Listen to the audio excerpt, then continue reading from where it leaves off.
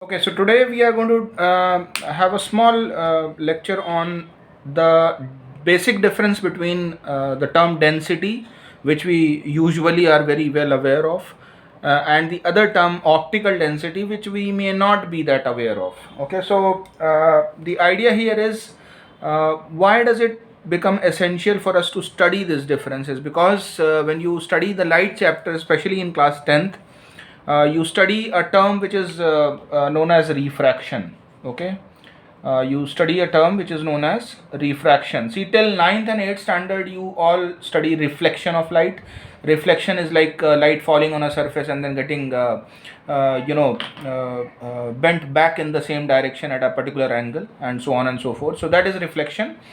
The term refraction is pretty much detailed, and the concept of refraction as such involves a number of other aspects of understanding also. So we are going to understand essentially a very important concept which is responsible for this refraction, which is the the bending of light. So if you remember, I had taught you earlier also that refraction is actually the bending of light. Okay, so it is the bending of light, and the reason of bending is the slowing down of light, and light travels in the form of a wave. So some part of that wave, they strike the obstruction earlier, so they slow down, whereas the other part of the same wave that continues to travel at a faster rate, and therefore that bending takes place. Okay, so essentially the process in the hindsight, it is still refraction, but why does this refraction become different in terms of when you are taking different mediums? Okay, so let's say, for example, let me make this more simpler to understand. Let's say that we have these two different cases where the light is traveling from air. So let's say, for example, this is the light wave which is traveling from air here also, and it is traveling in the air here also. But the difference that you all notice over here is that in one case it is traveling from air to water, whereas in the other case it is going to travel from air to glass. Okay, so essentially when we go back to the process of refraction, refraction is the bending of light. Okay, so the light here will also bend because there is a change in the optical medium. The light here will also bend because there is a change in the optical medium. The rule says that whenever it is from rarer to denser, it will bend towards the normal. So instead of continuing to go like this, it will bend. So now the bending can happen in two ways, either towards the normal or away from the normal. So in this case, rarer to denser, so it bends towards the normal. So let's say, for example, that this is the situation here. So will this situation be the same, exactly the same here? No, because although it is still rarer to denser, but then the denser, when we say denser, water and glass, they are denser in different aspects. Okay, so what is this density that we are talking about? Is it this density?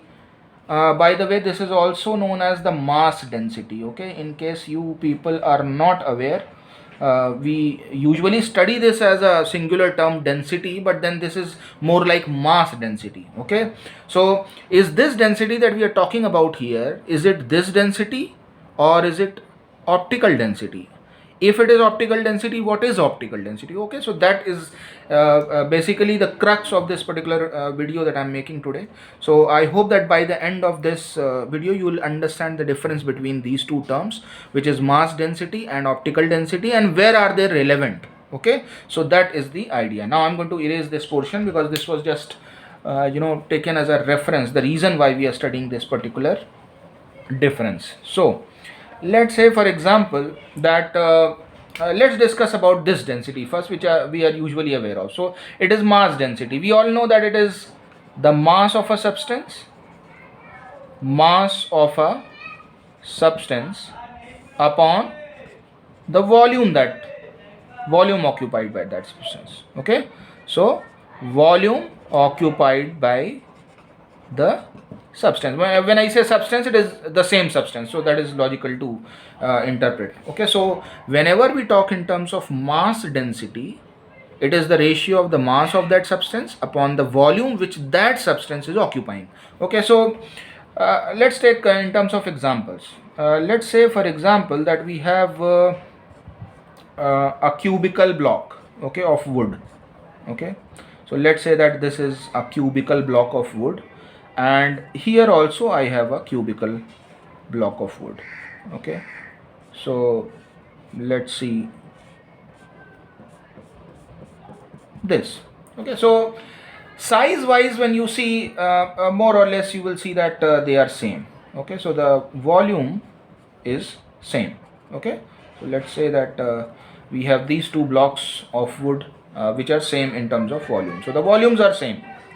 But if I say that this is, let's say, uh, the wood from a poplar tree, okay, and if I say that, let's say for example, this is from let's say a shisham or a rosewood, okay, shisham, or let's say any other different let's say, or rosewood, not that they are same, they are different. Okay, so these are all different varieties of the wood that we are talking about. So let's say for example, if we want to compare, the volumes are same over here, okay, but the nature of this particular the type of wood that has been used is different. So this is like from a poplar tree and this is from a shisham tree.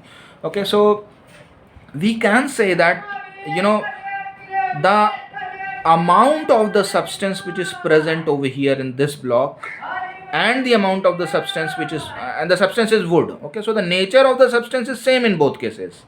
Okay, remember we are discussing mass density. Okay, so volumes of both the woods in these blocks, it is same because the size that they are occupying is same, the volume that they are occupying, the space that they are occupying is the same, so the volume is the same. So if we use this particular formula in the denominator, you can see volume occupied by the substance. So is it not going to be same in both? Yes. So the volume is same, the denominator is same in both these cases. But can you also say that the mass is same in both?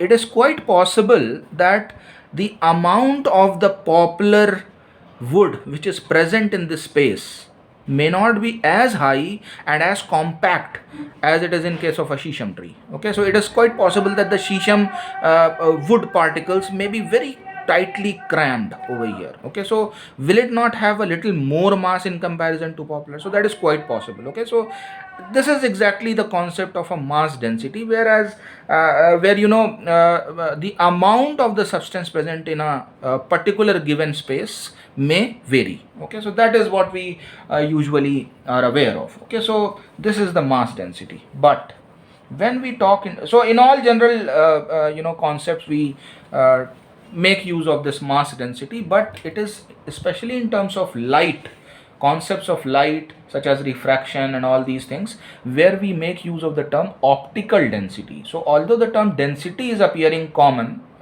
similar, but then it is this term which actually differentiates. Optical comes from the word optics, which is related to light itself. So what is optical density? Now you see, it has nothing to do with mass. This had a lot of relationship with respect to the mass of that particular substance in a given space, in a given occupied in a given space. So optical density, when we talk in terms of the optical density, it is more or less known as the absorbance of the material. Okay, it is known as the absorbance of a substance. So it's a property of a substance. Okay, now that property, what is that property responsible for? So let's say that we have let's talk about a glass material. Okay, so this is also a substance. Okay, glass, let's say for example, this is glass, any kind of glass it can be. Okay, so this is glass, and what we are doing is we are making a lot of light incident on. Incident means we are allowing a lot of light rays to fall on this particular glass. Okay, so let's say in layman's term, let's say that for example, the amount of light falling, or you can also say incident, on this glass is, let's say, 1000 units. Now we are not really okay, So we are not really concerned with what is that particular unit. We are trying to understand the concept. Okay, so when we are talking about the term optical density or the absorbance of that particular substance, what is it actually? Is it really dependent upon mass? So we just now understood that mass has nothing to do here. In fact, mass density and optical density, they do not have any relationship at all. Okay, optical density is actually only related to the aspect of the nature of that substance with regards to allowing some of the light to pass through. So we'll understand this with the help of this example. So amount of the light that I am allowing it to fall on the glass is, let's say, 1000 units. Okay, and now I say that the amount of light coming off now, coming off means obviously after falling it is coming out from the other side. Okay, it is coming out from the other side, so it is coming off from the glass. Let's say it is only 10 units. Okay, so it is only 10 units. Now what does this actually suggest? What is the logic behind this? Like, what's the concept? Why is the incident light having a value of 1000 units, whereas after passing through that medium, glass must have done something so that the amount of light which is coming out from the glass is no more 1000 units, but it has reduced. Okay, so essentially what could have happened? There could have been some absorbance, that absorbing of that particular light that could have taken place in the glass. Okay, so when we study optical density, essentially what is optical density? It is the ratio of this falling light to the light that has been allowed to go through that glass. Okay, so in fact, actually, if you have a look, the relationship is this: optical density of any material. Now obviously this optical density is substance dependent. If we change glass, bring another material, let's say water or another type of glass, let's say, the optical density of that would obviously be different. So what is the formula? It is the log of the ratio of two things. Now the ratio is obviously of two things, so let's say log of the amount of light falling upon the amount of light which has been allowed to travel. So again, coming to our example, 1000 units was the amount of light which fell, which was incident. Okay, and how much has been allowed to pass? Only 10 units has been allowed to pass. Okay, so this is actually the real relationship which gives you the optical density definition. Okay, so you have 0 and 0 getting cancelled, so log of 100, if you understand log, I'm sure you have studied this in 9th standard. So log of 100, if the base is 10, here the base is 10, so you have a value of 2. Okay, so optical density of any medium, it is not related at all with the mass which is contained in that particular area. Okay, if you remember, let me just go back to what I had shown you over here. This density, when I spoke about this density, which is the normal density, the term that you have been studying for a number of years now, this density is the mass density. So it is related with how much mass of a substance is there in a given volume. Okay, but that has no relationship at all with optical density, because there is no mass which is appearing in its formula or in its concept. So as we understand, optical density is the absorbance of a substance. So depending upon different natures of substances, absorbance would be different, so optical density would be different. So this is the idea behind optical density. Now one concept that we will familiarize ourselves with is, whenever we talk in terms of let's say the optical density, so what is it that we will be studying in optical density? So optical density, how does it actually make its presence felt in what we discuss in physics in 10th standard? So let's say, for example, so when we study optical density, we use a term mu. Okay, so this term is called mu. Okay, so it's just like the mewing of the cat, but then MEW, that's the word, and this is the symbol. This is how the symbol looks like. It's not a U, it has an extended arm over here. So you have what this is known as mu. Okay, and this is a representation of, or a reflection of the refractive index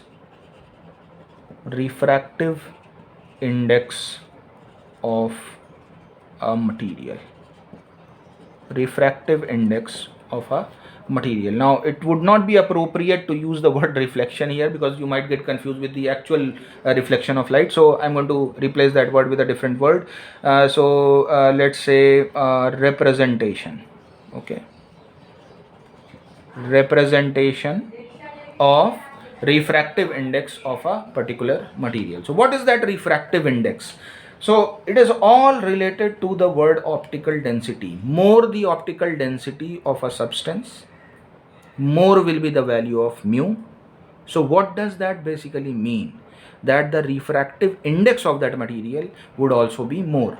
Now these are all more of a technical jargon kind of a thing. So let's understand what is refractive index. So when we talk of the term mu, what is this mu?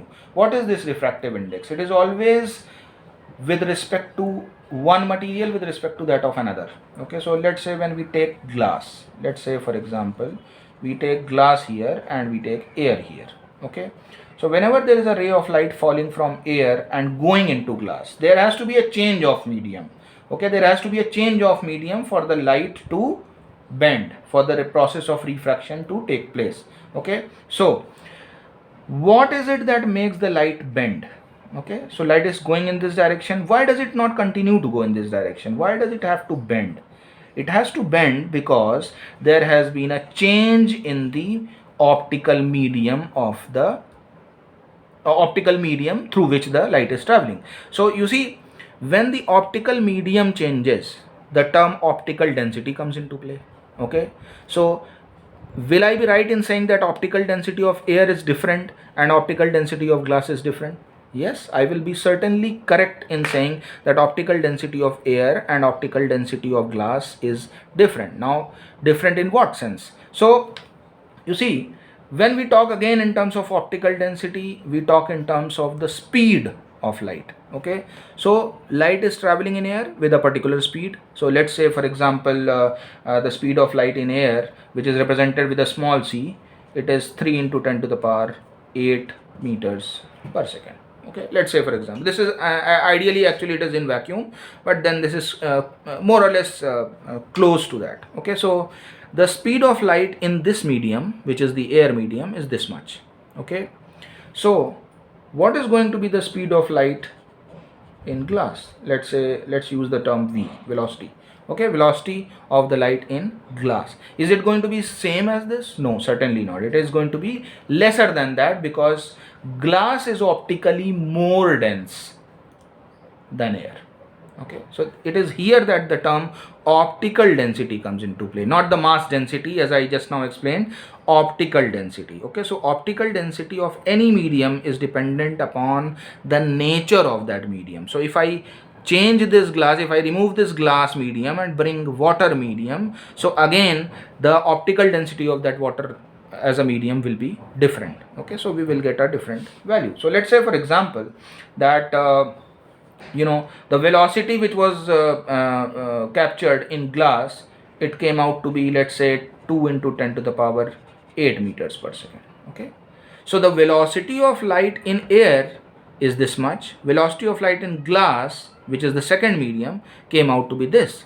So why did it decrease? What happened that it decreased? So it must have encountered some kind of obstruction, some kind of different nature of the material, which resulted in the loss of speed or the fall of speed. Okay, so it is the ratio of these two velocities which gives us the refractive index of this particular medium with respect to air.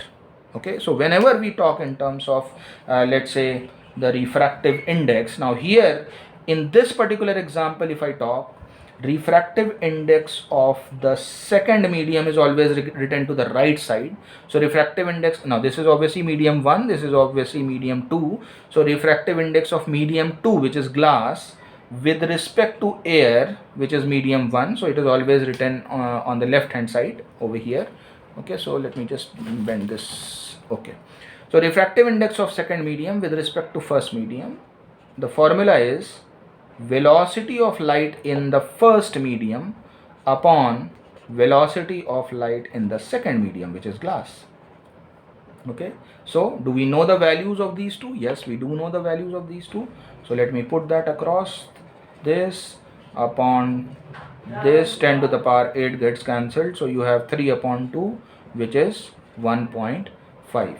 So what you have got here is refractive index of glass with respect to air is 1.5. So similarly, if you change glass, bring another substance, let's say water, so this mu, instead of G you will write W for water, and again it will be compared with respect to air.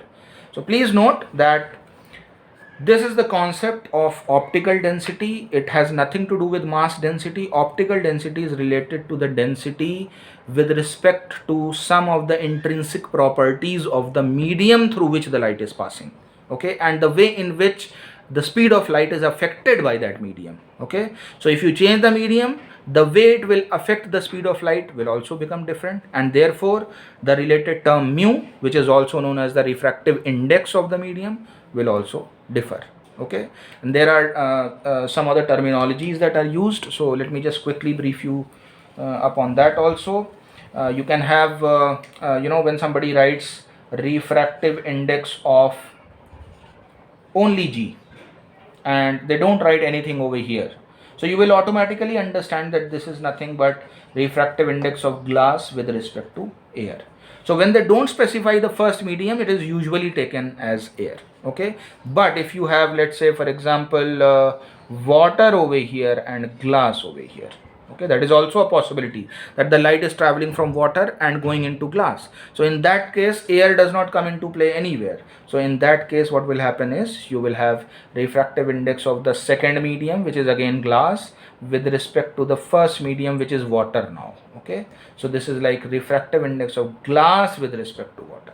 Okay, had the ray been traveling from glass to air, then you would have written it like this: refractive index of water with respect to glass, because in that case the diagram would be like this.